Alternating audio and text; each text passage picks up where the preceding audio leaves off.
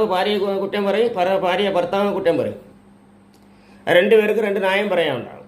അത് കുടുംബമെന്ന് പറയുമ്പോൾ തട്ടിയും മുട്ടിയും ഇരിക്കുന്നുണ്ടാവും. അത് അങ്ങനെ ഉണ്ടാവും, ഒരുപാട് കാശ് കിട്ടുന്നുണ്ടാവും. പക്ഷെ എന്നാലും നമ്മളെ ജീവിതത്തിലെ സത്യസന്ധത മാത്രം വിട്ടുകൊടുക്കണം. ഒരിക്കലും സത്യസന്ധത ഇല്ലെങ്കിൽ ആ കുടുംബമായിട്ട് ജീവിച്ചിട്ട് ഏതൊരു പ്രയോജനമില്ല. ഭൂമിക്ക് പാറമാണ്. പിന്നെ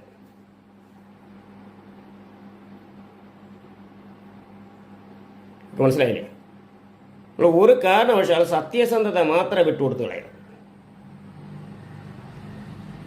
നമ്മളെ കുടുംബങ്ങളാണ് തെറ്റുന്നതിൻ്റെ കാരണം ഇതാണ്. അവർക്ക് സത്യസന്ധത ഉണ്ടാവില്ല. അറ്റ്ലീസ്റ്റ് മറ്റുള്ളവർക്ക് നിങ്ങൾ എങ്ങനെ ജീവിക്കണോ അത് അറിയണ്ട. ഭാര്യ ഭർത്താക്കന്മാരുടെ അടുത്തെങ്കിലും സത്യസന്ധമായിട്ട് ജീവിക്കും. നിങ്ങൾ ഒരിക്കലും തെറ്റിപ്പിരിയില്ല.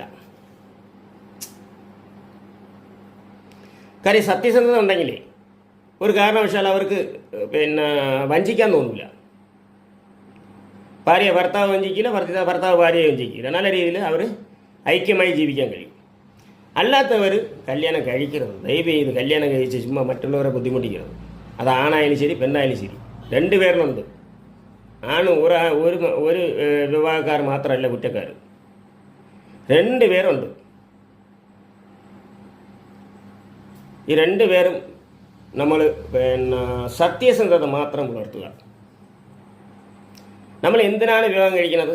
നമ്മൾ അവസാന കാലത്ത് നമ്മളെ കൂട്ടത്തുണ്ടാവണം. അവസാന കാലത്ത് നമ്മളെ കുടുംബത്തിന് നമ്മളെ ഭാര്യ ഭർത്താവ് കൂടെ ഉണ്ടാവണം, നമ്മുടെ മക്കളും ഉണ്ടാവണം. അപ്പോൾ മക്കളെ നമ്മൾ എങ്ങനെ വളർത്തണം?